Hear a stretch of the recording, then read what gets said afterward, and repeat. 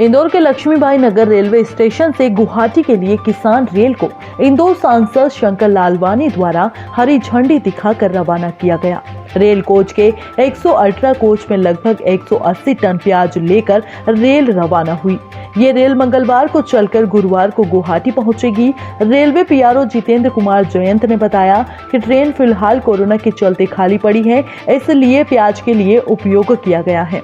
इस दौरान मंच पर सांसद शंकर लालवानी, विशेष अतिथि जीवन सिंह गहलोत, भारतीय जनता पार्टी किसान मोर्चा के अध्यक्ष विनीत गुप्ता, रतलाम रेल मंडल द्वारा सांसद शंकर लालवानी का स्वागत किया गया।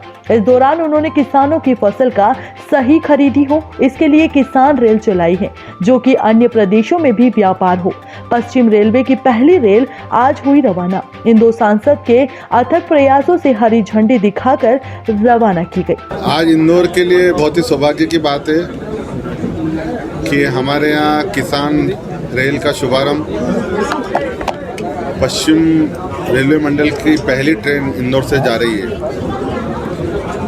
माननीय प्रधानमंत्री जी के आत्मनिर्भर भारत में और जो हमारे कृषि मंत्री हैं, उन्होंने किसानों की आय कैसे बढ़ाना, हमने देखा कि कहीं कहीं किसानों द्वारा जो उत्पादन किसी वस्तु का किसी क्षेत्र में ज़्यादा होता है और उसकी जब लागत मूल्य कभी कभी नहीं निकलती और दूसरे क्षेत्रों में उसी वस्तु की जो कीमत रहती है वो ज़्यादा रहती है, तो हमारे कृषि मंत्री जी ने, आदरणीय नरेंद्र सिंह तोमर जी ने ये विचार किया क्यों न हम रेल मंत्रालय के साथ मिलकर जो किसानों का उत्पादन है जहाँ ज़्यादा आवश्यकता है वहाँ ट्रांसपोर्ट करें। और मैं धन्यवाद देना चाहूँगा रेल मंत्री जी को, उन्होंने किसानों के लिए हमें किसान रेल उपलब्ध कराई है। आज हमारे यहाँ से 180 टन प्याज जा रहा है और ये भविष्य में संभावना है कि हमारे यहाँ लगभग 15 ट्रेनें और पश्चिम मंडल में चलेगी, ताकि किसानों का उत्पादन हम जहां आवश्यकता है वो पहुंचा सके। इससे किसानों की आय बढ़ेगी। माननीय प्रधानमंत्री जी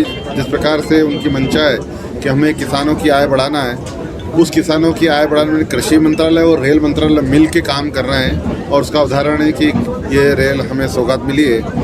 मुझे लगता है आने वाले दिनों में और सौगातें मिलेगी। मैं आपके माध्यम से किसान साथियों से निवेदन करूंगा कि आपका अगर कोई उत्पादन हो, हम रेल मंत्रालय के साथ उनके साथ बैठकर उनके उत्पादनों का सही दाम मिले उसके लिए प्रयास करेंगे और जहां आवश्यकता है उस सामग्री की वहाँ पहुँचाने के लिए रेल मंत्रालय पूरी मदद करेगा।